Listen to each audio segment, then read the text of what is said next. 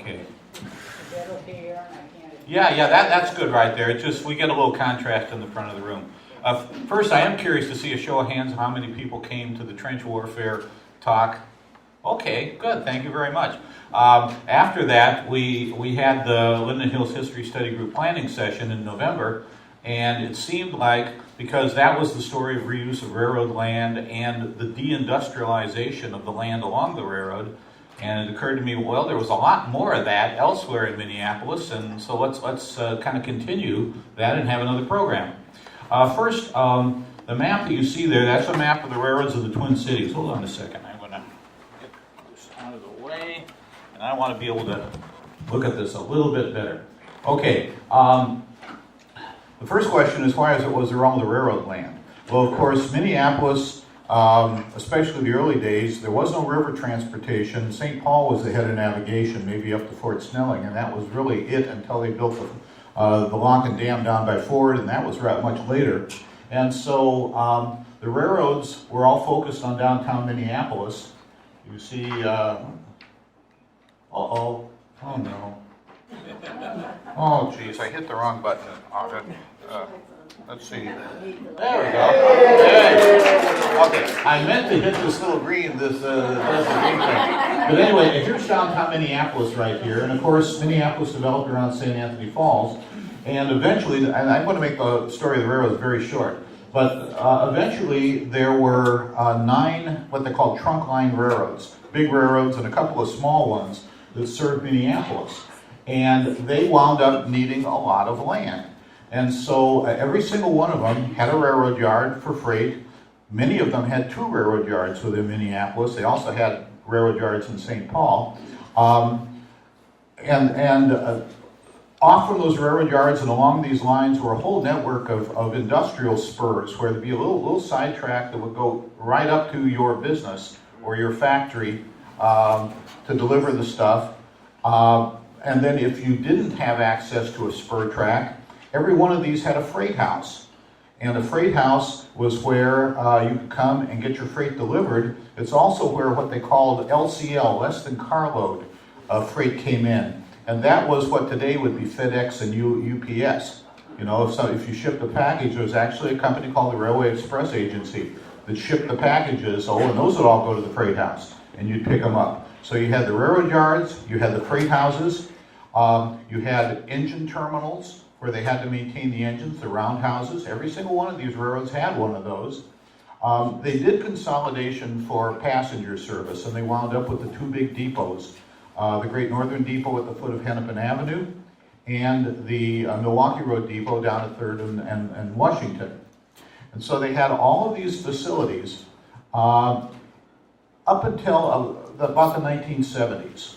And the first thing that went were, of course, the passenger trains. Passenger trains, starting in the 1960s, began losing tons of money, and the railroads were looking for a way to get out of them, and Amtrak was how the federal government said, we'll take over, you know, running a skeletal network of passenger trains, and you guys can get out from doing it.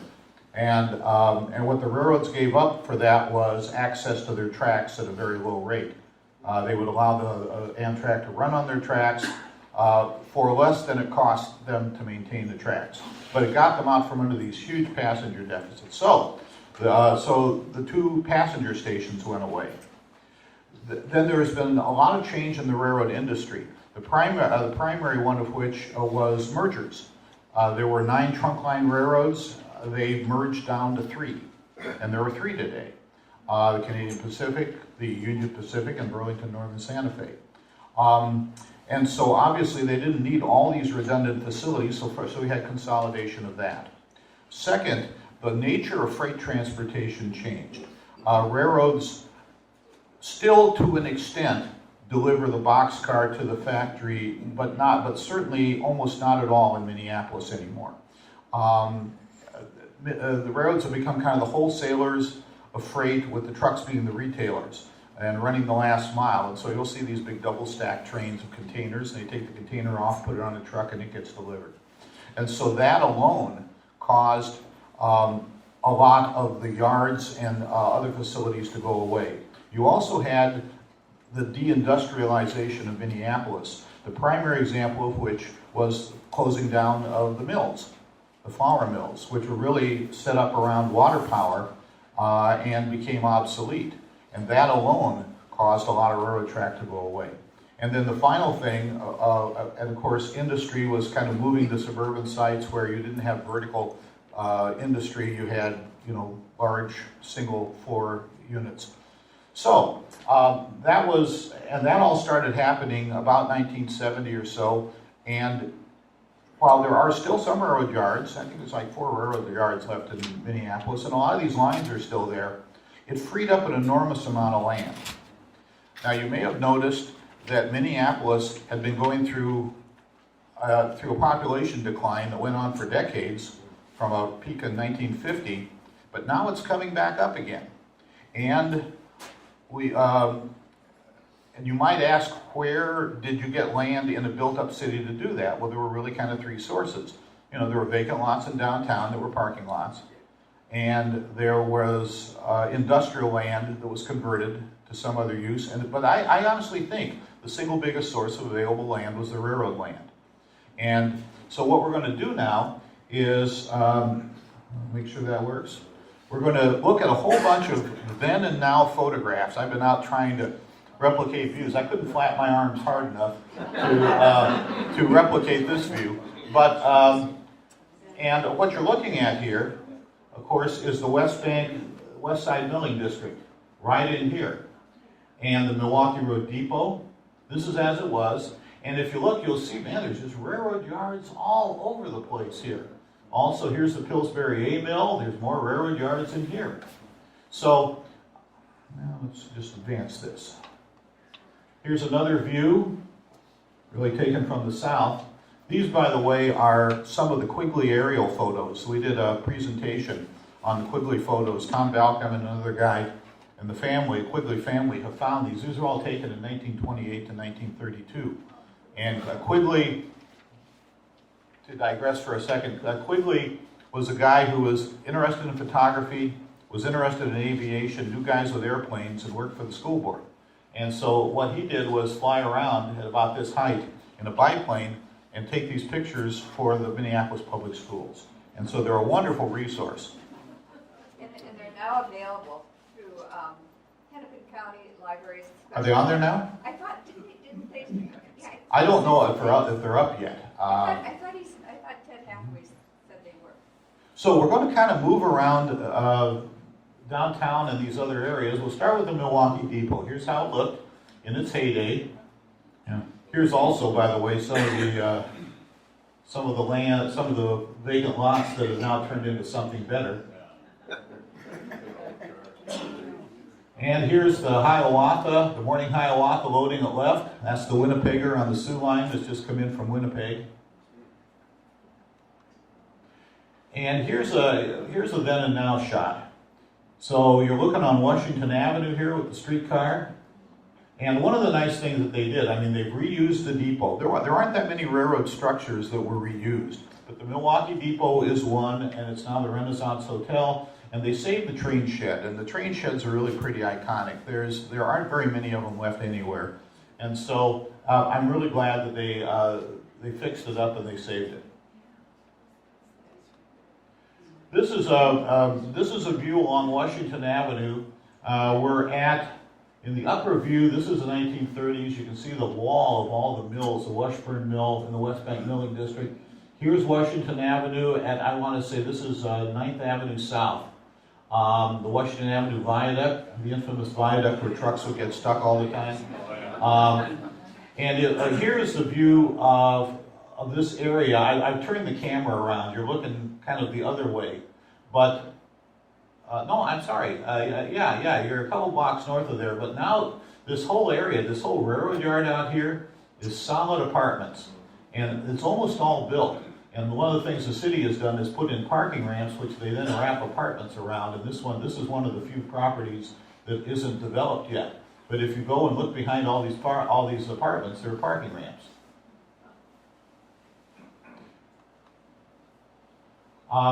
This was taken from up on the Sarasota elevator. And here's the Milwaukee Depot and the train shed looking towards downtown. Now, I mentioned freight houses. This is the Milwaukee Road Freight House, and this is 2nd Street South. And this railroad yard has just had an apartment building built on it. But the reason for showing this over here, this is the head house, just the very front of the Milwaukee Road Freight House. That's all that's left of it. And it's a coffee shop now. It's on 3rd Avenue.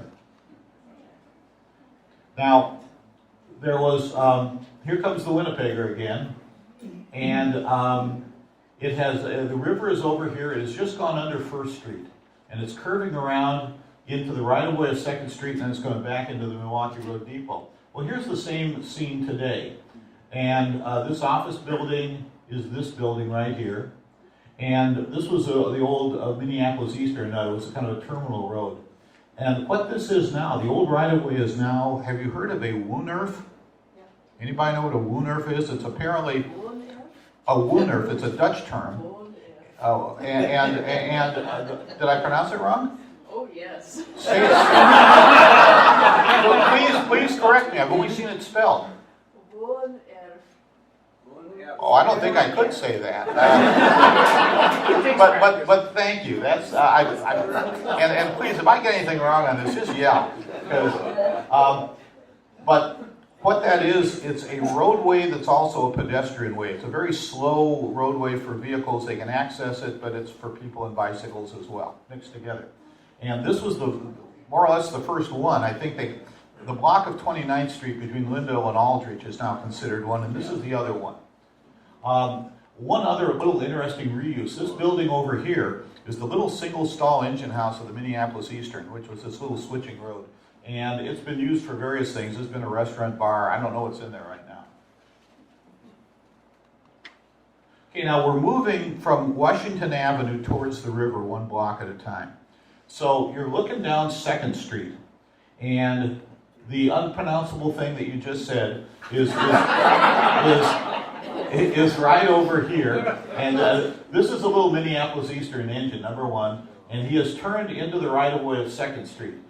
This is the exact thing today, and you can see sticking up here, you can see the North Star Woolen Mill, and maybe it's the Sarasota. I guess it's the Sarasota elevator. Now, one of the things that happened, the reason I'm showing this as reuse, is that it was not uncommon when you got into kind of crowded industrial areas for the railroads to be allowed to use a portion of a platted street. And that's exactly what happened. The tracks occupied the eastern half of 2nd Street, and 2nd Street, such as it was, and it wasn't a very nice street, was the other half. And now with the railroad tracks gone, you have a full-width street. I'm going to give you another look at. This is further down. This is just this is where the Mill City Museum is right now. Here's actually you can see the arch windows. That building is this building right here. And so you can see here's lonely little old 2nd Street, kind of crowded in and unpaved with the tracks of the Minneapolis and St. Louis here.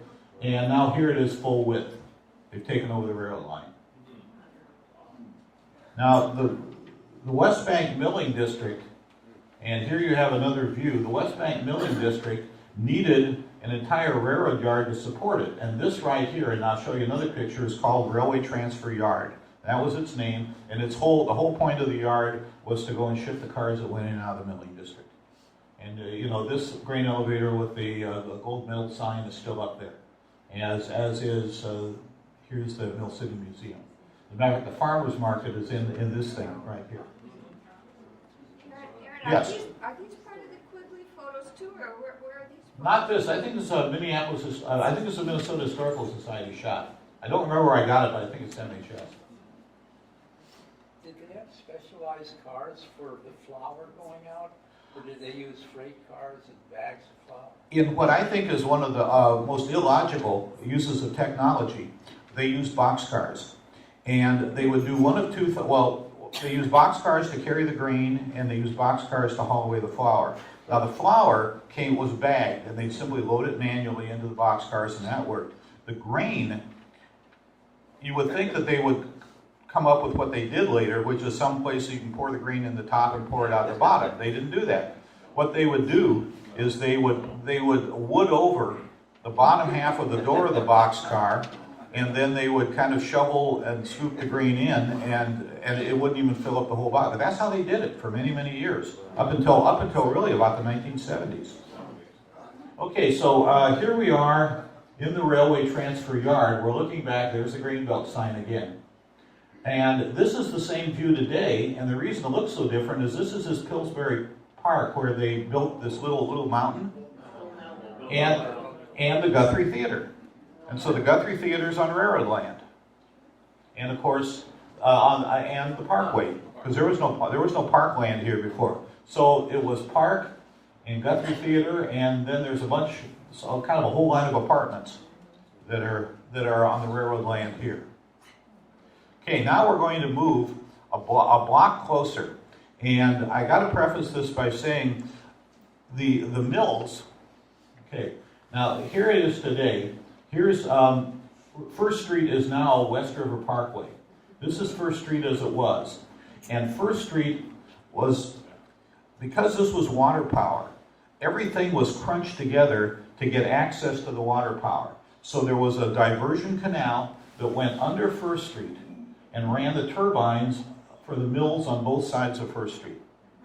And so then you had the street under it. This was that plank road, which you may remember they tried to replicate here, but it didn't hold up on the Parkway. And then, to get the railroad in, they put the railroad on trestle. So there's actually at the second story of the mills on the riverside.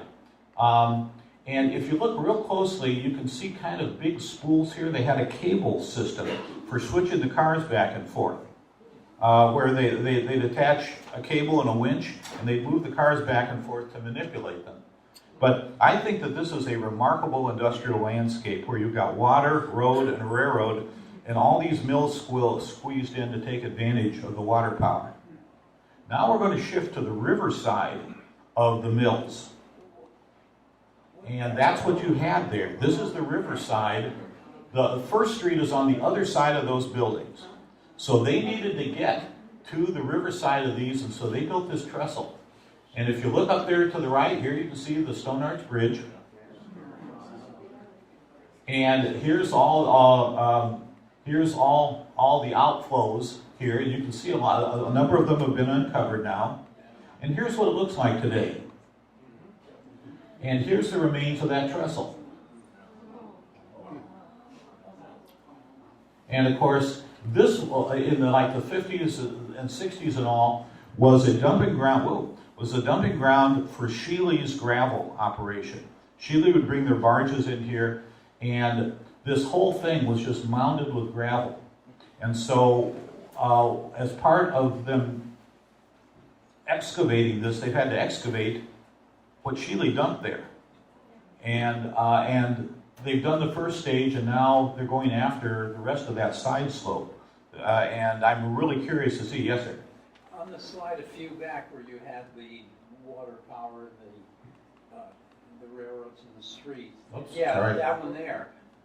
At about what point would they have stopped relying on actual movement of water? With electrification, you would think they'd get past having to run water turbines. Oh boy, I'm not as up. Can anyone else take a shot at that? I'm not as up on the transition of the mills. I know that their peak years were like, after 1930 things were going downhill, but I don't know how long they were still using the water. Anybody else know? Didn't they use steam after the water? I mean, we got that steam plant on the other side with the 4 stacks and stuff. No, the steam plant on the other side was to power the streetcar That was system. the streetcar. Okay. So I know that, and there wasn't another steam plant that I'm aware of. Maybe they went to Did they use electricity. coal?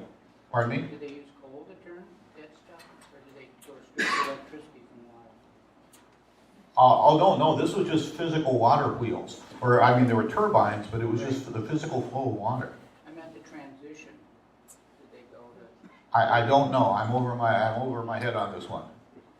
We'll have to get somebody who knows about farm milling to give a presentation. My guess is Yeah. that they may have used water for safety reasons because motors weren't really enclosed until probably past the mid. Yeah, well, by certainly the 1920s or so, or the 19-teens, electric technology could have done the job. I just don't know if it did in this case. Let me get back. So we're down by the river. Now, this was the extent of navigation to Minneapolis on the river, and we're under the Washington Avenue Bridge. This is the Minneapolis Municipal Barge Terminal, and it was down on what was originally called Bohemian Flats. It was a little immigrant community, you know, with no running water and everything, and the city cleared those out and put in this municipal barge terminal. And the tracks actually went down the hill, and you can see there's a crane there on rails, and it happens to be unloading tractors. But there were big coal piles down there, and so this was another case of it was essentially a little railroad yard and offloading area down there, and now it's all park. Okay, now the right-of-way there in the second railroad. The first railroad into Minneapolis came from St. Paul, the St. Paul Pacific. The second one, the Minnesota Central, came up through Fort Snelling, Minnehaha Park, and was the one that ran right along Hiawatha Avenue up to downtown. And that came in 1865 or so. The portion from downtown out to 28th Street is now the Blue Line Light Rail. And so they had the coach yard and then later engine terminal was just on the north side of Franklin Avenue. And when Hennepin County acquired that, because it was shaped like a railroad yard, it was the perfect place to put in the yard and shop for the light rail. And so you're looking at the same view just north of Franklin Avenue today, and you know, this is what was there. Here's the Bell Telephone Building downtown, just to give you let's see, well, I think the Bell Telephone Building is behind this pole. But here's the yard and shop. And so this is another case of you had a railroad facility and now it's in a different use. It's rail, but it's light rail. And back in 1948, it turns out, well, let me back up here. Right behind where the camera is in both cases was the intersection of Franklin and Cedar. And it was an unfortunate intersection because the railroad went diagonally through the middle of it. And so it caused all kinds of traffic jams. And Cedar back then was Highway 36. And so in 1948, if you run Cedar down through the West Bank, and then you'll notice you get past the West Bank in the Somali neighborhood, and then it takes a bend and kind of curves around. And that was MnDOT's solution to getting Cedar away from that horrible intersection. They grade separated Franklin, and they grade separated Cedar, with Cedar going under the railroad tracks just north of 24th Street, and that's what this is. And so here you see the Hiawatha headed for Chicago with Cedar Avenue. Here's the old South High School right here.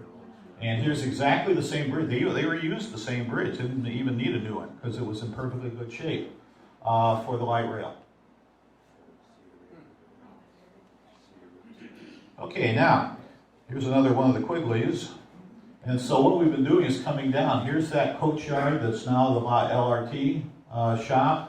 And the LRT is coming down until it gets down to about here. And this is where the LRT hops over and goes down what was some vacated MnDOT freeway right away. But south here at 28th is this whole big complex that the Milwaukee Railroad had that was called Southtown. And you can see they got their big engine shops and everything, and they got freight yards here, freight yard here, freight yard there. And then this is the line leading, this is the Midtown Greenway right here. The Midtown Greenway here, and then it currently goes like this and across. And so this whole area here, relatively early, maybe I think it was the 80s or something, was turned into an industrial park. And so this is looking west from 26th, and I'll just show you on here. You're looking, I've got to find it. Yeah, the camera is standing right here, looking west. And so this is what you saw before with all the round engine houses and stuff, and this is what you see today from that angle, which is to say fairly modern industrial usage. And where's the High Lake shopping area and the Target? Okay, let me go back.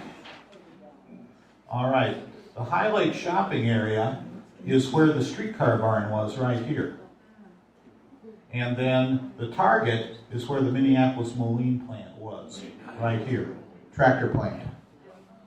And so, of course, those are examples of, example of deindustrialization turning to retail.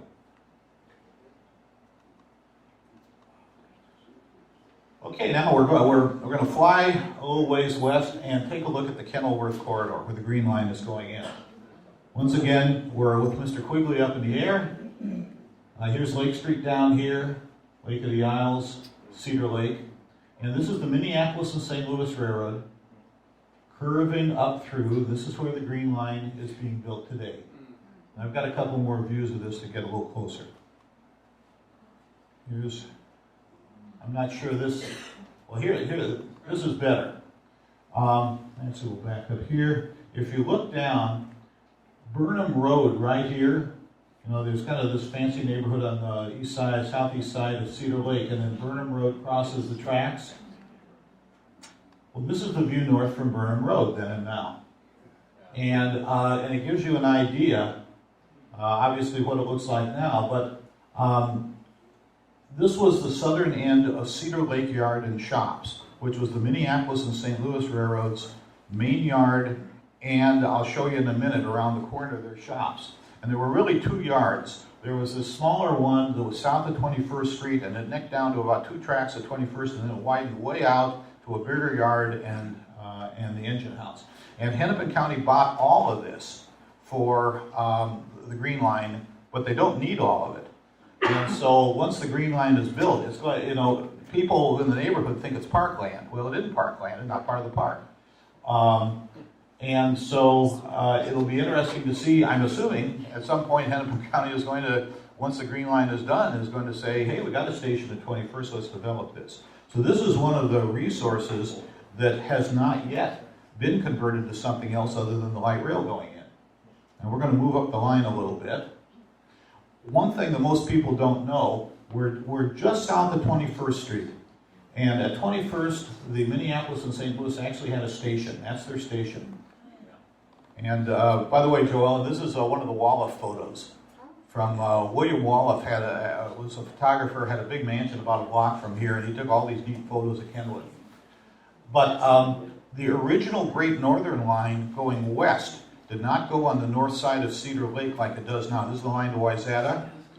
It paralleled the Minneapolis and St. Louis and went down the east side of Cedar Lake and then on the south side of Cedar Lake. And that was only that way for a few years, and then they built on the north side. But they kept a spur down the east side of Cedar Lake to harvest ice. And that's what they're doing here. They're harvesting ice out of Cedar Lake, and you notice it says Great Northern.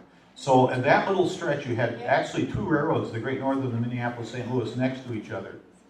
And this land now is parkland, the Great Northern right-of-way. Yes, sir?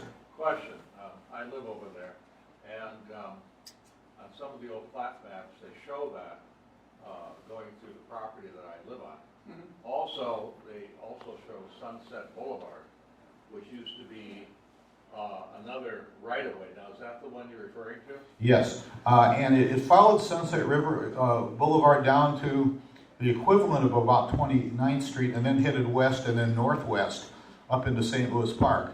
But Sunset Boulevard, a little bit of Sunset Boulevard was the old right-of-way. And as a matter of fact, there's still, and I don't know if it's for the Minneapolis and St. Louis or the Great Northern, but on the southeast corner of the lake, there's a little half-block long street called Depot Street. And there was a depot for one of those 2 railroads there. Okay, now this is the north side of Cedar Lake, and Great Northern had a yard here. This is the Minneapolis and St. Louis yard. This is the Great Northern yard, and this is the land that when BNSF decided to sell it off, citizens and everybody rallied and bought for parkland. And that's why why there's trails and stuff around the north side of Cedar Lake, is that they were able to acquire this piece of railroad right of way. Now the railroad is still there, but it just doesn't, there's still a lot of extra land. What's that over path on the left? That's the parkway. And I never know if at that point it's Cedar Lake Parkway or Worth Parkway yet, but here's Brownie Lake right here. And here's Wayzata Boulevard. Where was Penn Avenue and the Bryn Mawr? Penn Avenue is back about, it's a little bit further. Oh no, actually here it is. There's the Penn Avenue Bridge. So this is Penn right here. We're looking northeast? Northeast, correct. Okay, now, here's a really good view of the northern half, the larger half of Cedar Lake Yards and the shops. Here is Highway 12, exactly where 394 is today, and of course the Kenwood Water Tower. And so all of this land, you know, the freight rail is going to be here, and right next to it will be the LRT. There's going to be a station right here. And that's why it'll surprise the heck out of me if Hennepin County doesn't sell about this much land here for redevelopment at some point. And I couldn't once again flap my arms hard enough to take that shot, so I stood on the side of 394, and this is the same property looking the other way. As you can see, it's being used to stage construction supplies, but there's a lot of land there. And it isn't parkland, and the park board doesn't seem to have any interest in having it be parkland. Okay, now we're moving in on this same Great Northern line. The view today, this is from the Van White Boulevard Bridge. Here's 394. There's the Kenwood Water Tower. And this is the Empire Builder headed for the West Coast. But Great Northern had a whole railroad yard here. This is the Western Avenue Yard. And this is all now the city public works lot. This is where they crush concrete. And, you know, and this is also behind the camera is where the impound lot is. And the city would very much like to go and redevelop this whole area. As a matter of fact, there's going to be an LRT station right on the south side of this bridge. And right now, it's not within walking distance of anything but Dunwoody. But probably the question is, where do you put the public works yard in the impound lot? Where do you have enough land to do that? So, plus the soils in here are pretty bad because this is the Bassett Creek bottoms here. But nonetheless, you can see it was railroad land. Now we're moving in farther, and I'm standing on Royalston, the bridge of Royalston, which is roughly 12th Street. And here's the track, it's still there. And this is the Caring and Sharing Hands family housing. Now what it was the Great Northern Freight House. This is the 7th Street Bridge right here. Here's the Ford Center. And so it was additional yard tracks and the Great Northern Freight House that's been replaced by Caring and Sharing Hands. Okay, we're moving further east on it. And this is 7th Street. They were in the process of replacing the bridge back in, I think, about 1950 or so. So I'm standing on 7th Street. This right here was the produce terminal for the Great Northern. They brought in all the refrigerated boxcars for produce. And now that is the Hennepin Energy Recovery Center, the garbage burner. Now the eastern half of this is where the old Northland Greyhound bus garage was. And that lasted till about 1988 or so. And so the combination of this old railroad land and the bus garage land is why you have this facility here. So we're going to move in another block. We're kind of going in a block at a time here on the Great Northern. And this, by the way, this Great Northern, this was the first line out into western Minnesota. Started out there in 1865. Okay, now the reason that it's called the warehouse, the reason you have the warehouse district, and this is the warehouse district off to the right. This is 5th Street right here, and we're standing on 7th Street looking north. And these were the side-by-side freight yards of the Minneapolis and St. Louis, and over here to the left, the Great Northern. Both of them were running parallel right next to each other. And this is the classic situation in every older city, is that the boxcars came in here, were offloaded, and the stuff went into warehouses. That's why you have the warehouse district. It was to receive the stuff off of these things. The city market was just out of view to the right, because here you see these things with the hatches. Those are refrigerated boxcars for hauling produce, and so it's going right in there. This building, the Booth Cold Storage, that's still there. So anyway, the tracks were still there into the 70s, and then it was replaced by a parking lot, and then it was replaced by this.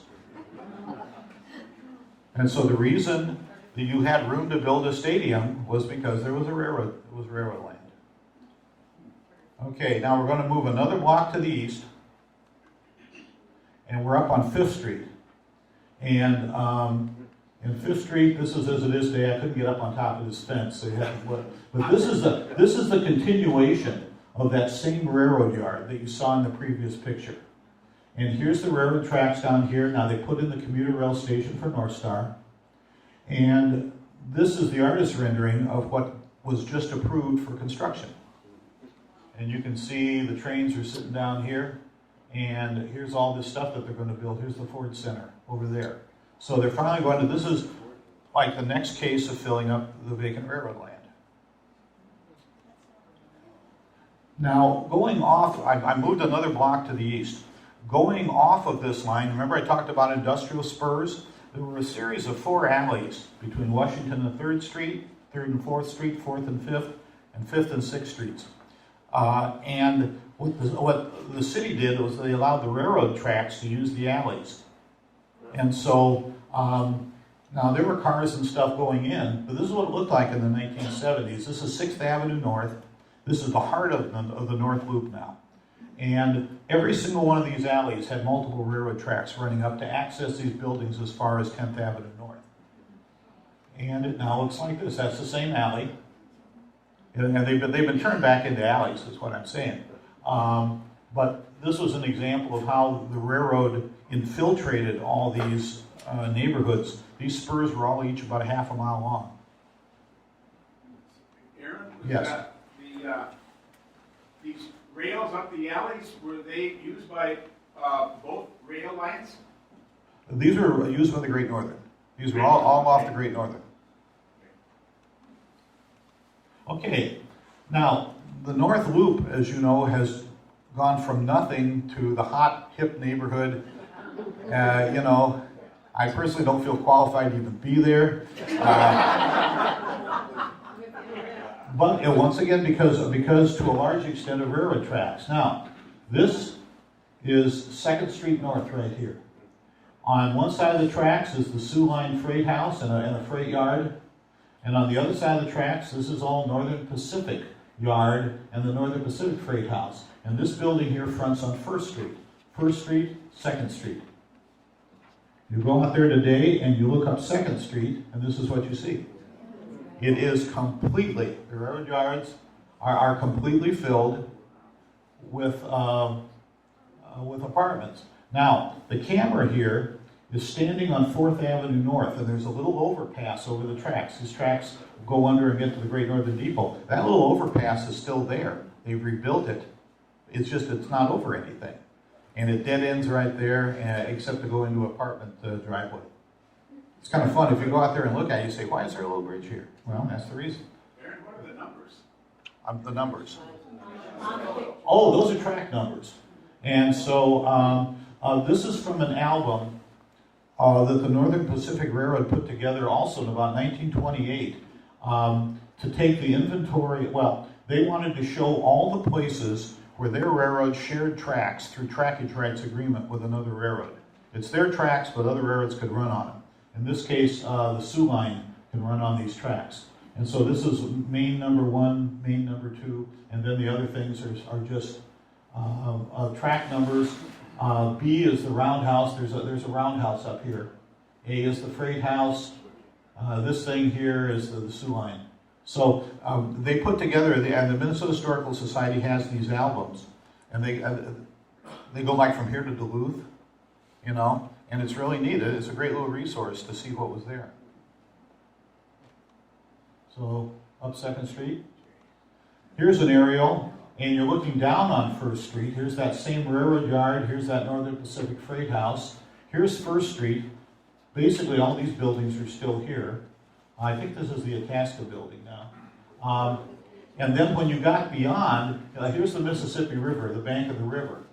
And so next over was the tracks of the Minneapolis, St. Paul, Minneapolis, and Omaha Railroad, which was a locally owned subsidiary of the Chicago Northwestern. And so they were in here. They had a freight yard, and up the river, they had a Roundhouse, and I think that's next on here. Nope, I got to back up here. At 4th Avenue North, which would have been just behind the camera, that's the street that goes down and accesses the river. And one of the other few railroad structures that's been reused is the Omaha Freight House. See Omaha Railroad Freight Station? Then here it is now, it's residences. And this was actually converted about 1980. This is relatively early. Here it is. The freight houses were real long. And so here's the back side of the buildings along First Street and the Omaha Freight House. And then this whole area, River Street, is former railroad land. And then the park board took the land directly on the river. Now when you move north, and we're north of Broadway now, and we're following this Omaha Road. And at the far end, this was taken after they had closed the Roundhouse in the late 60s. But there was a Roundhouse. The Roundhouse was right here. And you may know this bridge is the Northern Pacific crossing the river. That bridge is still there. There's a couple of industrial spurs that are serviced by that. The park board really wants that bridge because this is the park board headquarters here. And you can see there's a lot of like light industry and stuff and townhouses. But this is where, and then of course the parkland. But that's where this Roundhouse was. And we're at Plymouth Avenue, and there used to be, if you ever drove down Plymouth Avenue back in the day, just west of the river, there were 5 railroad bridges that you went under. There's one left. And the one that's left, even though it's snowed over, it's still being used. This goes into, you can barely see it, the Star Tribune printing plant, which is on the north end of what was the old NP Railroad Yard. So this is the only thing that's still active. Here you see the Itasca building. There's the Itasca building. Plymouth Avenue going under it. All right. Up in the air again. This gives you a view. Here's the Great Northern Depot right here. This is that Omaha Freight House I was telling you about, 4th Avenue North. This is Railroad Yards of the Omaha. This right here is the coach yard and engine facility for the Burlington. Anybody remember the Burlington Zephyrs? Well, when they came in, they took the stuff over here to clean the cars and service the engines before going back to the depot. Now, Nicollet Island and Boom Island. And if you've been to Boom Island, you know that's a park now. And this little railroad bridge right here to Nicollet Island is now a bike trail. You can go there. And I didn't have any vintage shots, but this is what was on Boom Island before. Here's that little bridge to Nicollet Island, and the whole thing was a railroad yard with a roundhouse. Built by the Wisconsin Central, later sold to the Chicago Great Western. It was one of the lesser railroads, got absorbed in the mid-1960s. Now, you remember the Great Northern Depot? And, you know, thank goodness the Greenbelt beer sign is still there. Hang on a second. I'll do that. Oh, I'm getting stiff from standing. Okay, and next to the Great Northern Depot is the Chicago Great Western Freight House. And this one was originally the Wisconsin Central. When the Great Western bought the Wisconsin Central's facilities here, they got the freight house as well as the stuff on Boom Island. So anyway, that was then. This is now. Federal Reserve Bank is on that land. Yes, sir? Is that warehouse the Burnham Buckskin building? No. Burnham Buckskin was yet to the left. It was next door to the it. bar. So here we are standing on the 3rd Avenue Bridge. You can see the south side of the Great Northern Depot and the main post office. And this is the Minneapolis Eastern, which was used by the Sioux Line and the Northwestern to skirt around the Great Northern Roundhouse, Great Northern Depot, and get access to the West Bank Milling District. Now, I don't know if you remember, but guys, 20 years ago or 30 years ago, they expanded the post office building. Remember that? You know, it was kind of expensive because they wanted to replicate it. And this is what they did. And somewhere in here, something like this is the stuff that's new. It might even be this seam right here that's new. So the Parkway is on the railroad, and the post office is on the railroad. And of course, the reason the post office was there was it was next to the train station, and that's where the mail came in. Of course, the Stone Arch Bridge, as it looked in probably the 1930s or so. And here it is in about 1962-63. That's the 400 to Chicago. And as you can see, they're starting to build the Upper Harbor, Lock and Dam, which I loathe to this day. They went and they defaced a beautiful bridge for a white elephant that never should have been built, but pardon my editorializing. Okay, now we're crossing the river to the Pillsbury A Mill, and there on the left you see the A Mill, and here today you see what it looks like. By the way, they kept the old signal. This is a Griswold signal made in Minneapolis. They were made in North Minneapolis, used all over the United States.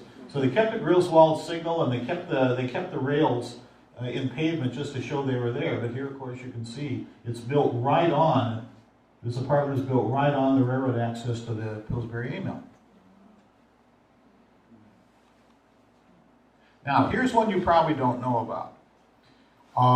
It's just before 1922, and you're looking down at the river, and you're looking down at the University of Minnesota, and there's a railroad running right through the University of Minnesota. Here's the old traditional part of the campus, you know, Falwell Hall and all that. And the railroad is running in the trench right smack through the campus. And this, of course, couldn't be allowed to continue. And so in 1922, they began to divert the railroad. Now first, here's a couple of pictures. This is photos from the U of M library. And here you see, I think it's Johnston Hall, I think. And here's the track in the cut. This is Walter Library right here with the track. And to tell you, if you're familiar with the East Bank campus, the track went smack through Morrill Hall. So they had to get it out of there. They also wanted to build Memorial Stadium. And so now, here they just removed it. They've put in what is Bridge 9, which is still there, and is now a bikeway, and run it over through the Dinkytown Trench. But this is where it was. Here's Walter Library, here's Morrill Hall, and here's Memorial Stadium. You can see why they had to get it out of there. So was that originally the NP? That was the Northern Pacific, yes. And the Minneapolis and St. Louis had rights on it. And that thing actually had commuter trains running on it in the 1880s. Is that picture taken before Northrop Auditorium was built? Yes. Yeah, Northrop's not there yet. Because Northrop would be basically here. So it was basically at the base of the Northrop steps. Is this Washington? Yes, this is Washington right here. Right. And then Northrop this is Morrill Hall. I mean, Kaufman. Kaufman Union, no, it's not there yet. Not there yet. When was this? Well, this would have been probably about 1923, because I got another one here, and here you can see the scars are gone. And now you can see, and I see Kaufman's not up yet, but it's kind of healed through here. Northrop is here. Oh, okay, yeah, there's Northrop right there. Okay, fine. Yeah. Northrop was finished in 1929. Was it? Okay, well, in that case, that dates this photo. Thank you. So anyway, the tracks are going down through here, and here you see the whole southeast milling district, with all kinds of railroad yards surrounding all these grain elevators. Looking down on the ball fields, here is the Memorial Stadium over here. Williams Arena? And you see right behind, there's got a bunch of miscellaneous stuff, a lot of grain elevators, a lot of yards. Now this whole area out here is all these big parking lots now for the U, but they went and built the U.S. Bank Stadium. No. I'm sorry, TCF. I always get it mixed up. There. Okay, and so anyway, there's the stadium, and this is sort of the same view today. And this was a big junction, and it was actually, let's see, three railroads coming together. The Northern Pacific, because they're all trying to get to the grain elevator area. So the Northern Pacific came in, Minneapolis and the four railroads. Minneapolis and St. Louis had access to it from the east, also on Northern Pacific tracks, the Chicago Great Western came in, and then there was a little spur track of the Milwaukee Road that reached up. And all came into this 18th Avenue Southeast tower. It all came together, and it was to access all this green. And this is Huron Boulevard today, and it's on the right-of-way of the Milwaukee Road spur that reached up into that. That's why this is here. This is essentially, this is Washington Avenue, just about 3 blocks east of Oak Street, but now Huron Boulevard is the old railroad. Okay, we're almost to the end here. The Rock Island Railroad got into town on trackage rights on the Milwaukee Road, but they had their own freight house located here. This is the Rock Island End, and this is at the corner of 4th and Chicago, and today that is this. And I believe that's the end of what I've got.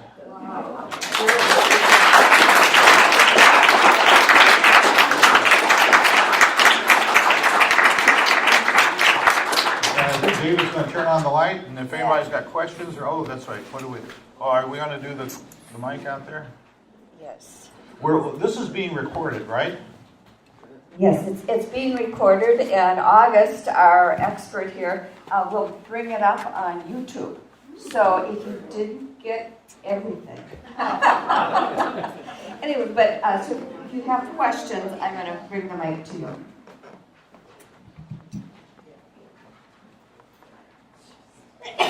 When this land was, the railroad land was sold, was it remediated right then or some other time, or was it ever remediated?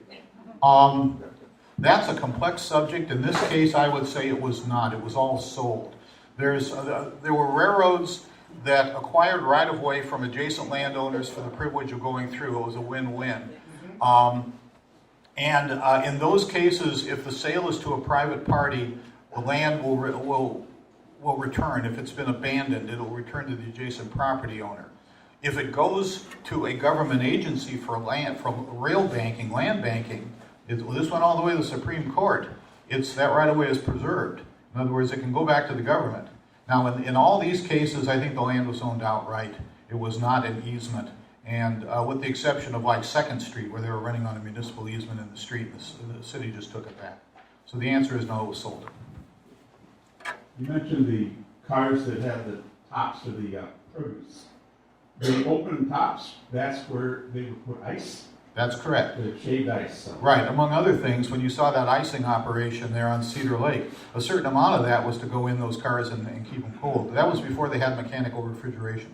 That's where I learned that where they made the snow for Jingle All the Way with those machines. Oh, okay. I got all those.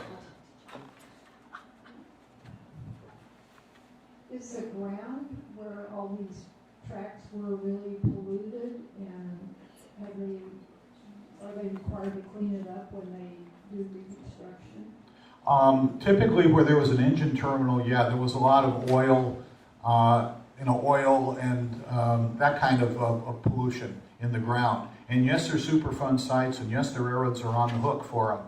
As a matter of fact, the most recent case was Shoreham Yards in northeast Minneapolis, which is still an active railroad yard, but they tore down the Roundhouse, and Shoreham decided to keep using the property just because of the pollution, rather than try to sell it for development, just because of the pollution remuneration. Getting rid of the pollution was so expensive, I can't say that. But yes, they're on the hook for it. They don't have any exemption from that. Yes, sir. 2 questions. First of all, you had a map, a Sioux line map, and I was just wondering what the date was for that map. Well, let's get back to it here. I'm just going to sit here clicking away until we get back to it. It was the very first one. It was the very first one. Yeah. Well, while you're going back to it, Yeah. let me ask you the other question. You had said something about the train, the lines, getting yards for free. You No, I said something- freight. I think the word I used was freight, not free. Oh, okay. I was wondering if the city was so happy to get a railroad, a trunk road to come on in, that they'd give them the land for free, but no. No, the most common thing was to let them use a piece of city right-of-way. And I'll give you an example of one that's still underway. 3rd Avenue North, 2nd Avenue Northeast is a platted street, but it's the main line for the BNSF. It's never been made into a street, but it was platted, and the city said, this is how you get into town. And so that sort of thing was not uncommon. I'm almost there. Let me ask you another question. There it is. Okay. Let's see. There is a date on this thing. I think somewhere. Okay, there isn't, but I'm going to call it like about 1950 or so. Aaron, could you tell us what all the lines are? Oh goodness. Okay. Okay. Out here, starting in the southwest, you got the Milwaukee Road and the Minneapolis and St. Louis, the Great Northern, the Minnesota Western, which was a little line that went out along Highway 7. The Sioux line, of course, is all in heavy red because this was their map. The Great Northern is in blue. The Northern Pacific is in orange. Let's see. You don't see the Rock Island because he's running on trackage rights. Chicago Great Western is right down here. I think that's. Oh, and the Minneapolis Northfield and Southern. The Dan Patch is right there. Yeah. I once took the train up to, did it go to Winnipeg? You could have. No, out to Glacier, out of the Amtrak station in the Midway, and it was real slow in getting going, and it took us at least an hour and a half to get out of Minneapolis. But I, for the life of me, looking out the window, couldn't figure out what part of Minneapolis I was in, because your street view is very different from your railroad track view. And I was wondering if you could recommend, or where do you go to find maps that show the integration of our streets with the railroads, especially the ones that still might I know most maps, gosh, there's all kinds of maps. Gas station maps used to do it. Yeah, state highway maps used to do it. Yeah. By the way, I can tell you, here was the Amtrak station in the Midway, and he was about 10 miles an hour up to St. Anthony Tower, and he'd do one of two things. He'd either take the Great Northern, or he'd switch up here and take the Northern Pacific, and then out. And he would have been really slow up to about this point, and then he would have taken it up to about 30 miles an hour, and once he got north of here, it'd be full speed. Oh, we got. Do you know of anybody who's taken all the historical alignments, not just these on this kind of macro scale, but more on the scale of the pictures that you've taken those alignments, put them in the GIS data so you can overlay it on? Funny you should ask. Well, it just so happens that Hennepin County Survey Office used to, back in the day, require that the railroads give them the real right-of-way maps. I mean, with all the survey marks on them, and the width shown, and the curvature, and structures and everything. And when they, apparently fairly recently, they went down to their basement, found these things, and digitized them. And I just got a bunch of copies of this, literally like the last 2 weeks. And they are appearing, I don't know if they're all on there or not, but they gave them to MnDOT in October, last October, and they're being put up on the MnDOT website. And I just don't know how many of them are up yet. And I also don't know quite where you have to go to find it. I actually went down to the survey office and with a thumb drive, and they gave me copies of the ones for the streetcar company. But it's all of them within Hennepin County. So anyway, that's one resource.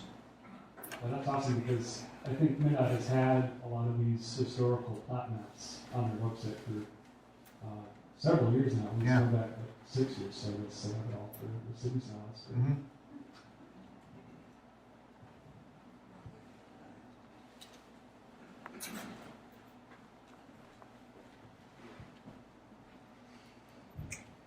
I have two questions. One is, among the major railroads, what's the farthest away state that they came from to Minnesota? Washington State.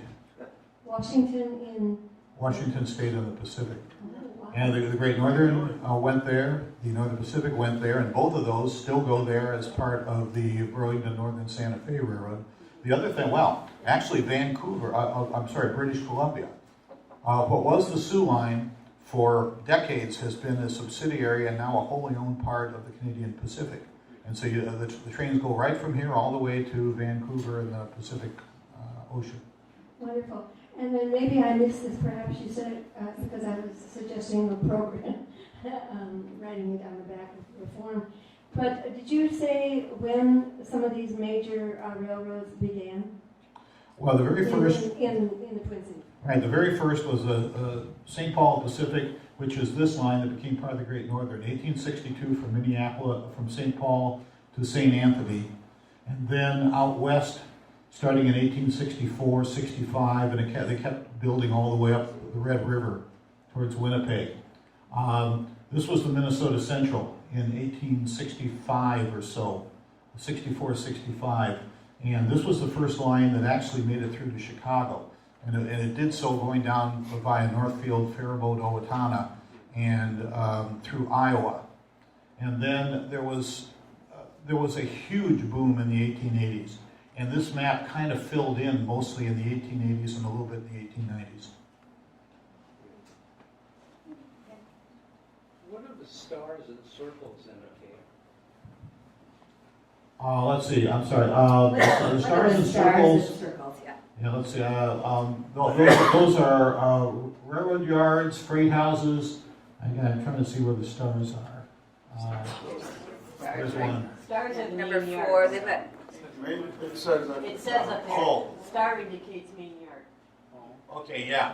But those are all railroad yards, engine houses, those things. And the key is, I know what it is. I cut the key off. The key was over there. But there were also, there were like, between the thing is, Minneapolis had every railroad had a railroad yard, engine house, freight house, and in St. Paul, every railroad had all of those things. So in the Twin Cities, there were like 20 roundhouses. How many exist today? 2, and of which only one is active. The one that's active is Minnesota Transfer right here. There's one down here at the Pig's Eye Yard in Milwaukee, but it's not actually, it's used just for storage and such. It's not an active roundhouse with a turntable. Pardon me? Oh, I'm sorry. I left out the one that is not an active railroad service. Jackson Street Roundhouse, which is this one right here, basically 49 or so. And that was the roundhouse for switch engines and the passenger engines of the Great Northern. And that ceased being a roundhouse back in the 1950s. It was turned into an industrial facility, and then the Minnesota Transportation Museum bought it and turned it back into a museum roundhouse with connections to the mainline railroad and everything and a turntable. Thanks, Mike. Just wanted to make mention of one thing. Where I live, the Great Northern came through. I live in Kenilworth, between Lake of Isles and Cedar Lake. And my property was owned by a Thomas Halloran. And I'm sitting on the farmstead house site. And in the abstract, it showed that property was sold to the Great Northern for a right-of-way in 1892. Okay. That's the exact time period. Right, because here's the Great Northern, and what I was talking about before is that it went down here, and then it angled out into St. Louis Park, and somewhere up in this area rejoined the line out to Wayzata. And then they built this cutoff and abandoned it. Which of the lines were freight and which of the lines were passenger? Most of them had passenger trains at one time or another. It's probably easier to show the ones that, I'm trying to think of any of them. Yeah. Almost everything at some time in its history had a passenger train on it. This one right here didn't, but that's about it. Yeah. This little piece, well, no, that's about it. Sometimes you have to go back to the 1880s to find the passenger train on it, but they had it at one point. What can you tell us about the short line? Okay, the short line refers to the Milwaukee Road between Minneapolis and St. Paul. Now, that line was not built until 1881. Before that, to get from Minneapolis to St. Paul on the Milwaukee Road, you had to do this down through Mendota and back up. And so they built this and immediately instituted hourly commuter train service between the two cities. The Great Northern responded by running its hourly commuter train service between the two towns. And then, a couple of years later, the Northern Pacific built their line and instituted hourly service between them. But in order to try to at least spread the market and not compete so much for each other, the Milwaukee Road trains left the downtowns on the half hour, the Great Northern trains left on the hour, and the Northern Pacific trains left on 15 after the hour. And this lasted only until the early 1890s, when the streetcar on University Avenue and then through the campus was built, and it put them out of business. But there were other lines that had suburban trains that lasted as late as the 1920s. The Burlington down to St. Paul Park, the Northern Pacific up to White Bear, the Minneapolis and St. Louis, and the Great Northern to Lake Minnetonka. Those lasted until the 20s.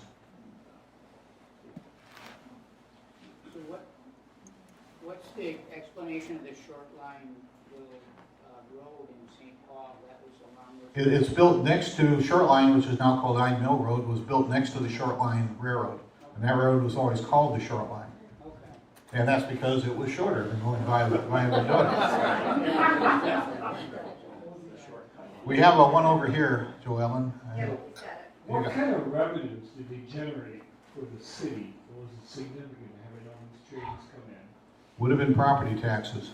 Well, also they didn't pay usage taxes, they paid property. They paid property tax.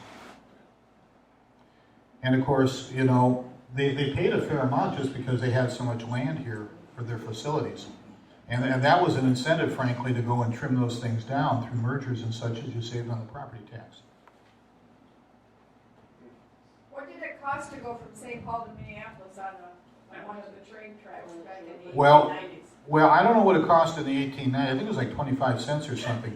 But up to the end of service in the 1960s, you could do it for something like 75 cents. And there were people actually commuted that way because there were still about 25 trains going back and forth until Amtrak took over in 71. How fast was it? 70 miles an hour. 70 miles an hour on the Great Northern between the two cities. Kind of about 50, 55 or so on the Milwaukee Road because of the curvature.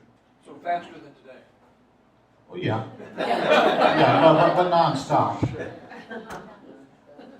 And I should also point out that when those railroads were running their little commuter services, they stopped about once every mile. Their hourly commuter trains did, their long line trains didn't.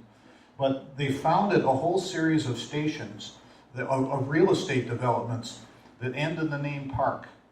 And the idea, if you had a real estate development that ended in the name park, it was, even though you were within the city, it was to say, hey, this is not the polluted city, this is pastoral. And so, neighborhoods that were founded by the railroad commuter train operations being there were St. Louis Park, Prospect Park, Denoyer Park, St. Anthony Park, Miriam Park, McAllister Park, and way down here, St. Paul Park. And those are all railroad developments with stations. Highland Park also? Not Highland Park. Not Brooklyn Park. There are other parks that weren't, but there were a whole bunch of them. But I always thought it was cool. And as a matter of fact, if St. Anthony Park right here had a depot on the Great Northern and a depot on the Northern Pacific, both of them have been turned into houses and moved off-site and are being lived in. And the Great Northern one still says St. Anthony Park on the site. What line service the Ford plant? Milwaukee Road. And this was built specifically for the Ford plant in 1924. They opened it in 25. My grandfather was yard master at the Ford plant during World War II. Busy man, I bet. Anybody else? Yeah. Yes, we do. I was just remembering the boxcars that would leak all sorts of grain onto the tracks, and the huge crowds of pigeons that used to be along where Kenilworth is now. Well, it still happens. There's probably still a lot of pigeons. We have another one there? Okay, right here. Yeah. Well, I could probably speak loud enough. The depot, the M&L depot in Kenwood. Yes. Rumor had it that it was moved from there to St. Louis Park. Do you know if that's true or not? I don't know if that happened. There was a separate depot of kind of similar vintage in St. Louis Park, and that was not it. Oh, okay. I know because we have pictures of it, and it lasted into the 70s. Until it burned. Right, and it didn't look anything like the Kenwood I depot. thought it had the cupola on it. No, Okay. no, it was just kind of an ordinary looking bay window depot. Kingsgate Hill had an operation in St. Paul that had its office in one building. On one side was the Great Northern, and the other side was the Northern Pacific. And in the time that Amtrak was formed, then Burlington Northern just up and moved to Texas. And they didn't have any tracks in Texas. Well, that's not so. They have lots and lots of tracks in Texas. Well, they do now. They do now, yeah. But not then, I don't think. Actually, they did. Well, They had a line from Denver through Dallas, Fort Worth to Houston. but that was a big deal. Can you tell us what the real story was? I don't really know. There used to be headquarters. The Sioux Line was headquartered here, and the Sioux Line portion of Canadian Pacific is still headquartered in downtown Minneapolis. The Minneapolis and St. Louis had their own office building at Franklin and First Avenue South. That's in another use. The Burlington Northern, I don't know. They made a corporate decision, but I can't tell you why they did it. I honestly don't know. You don't? Maybe we should wrap it up. I think we're kind of running long. Thank you.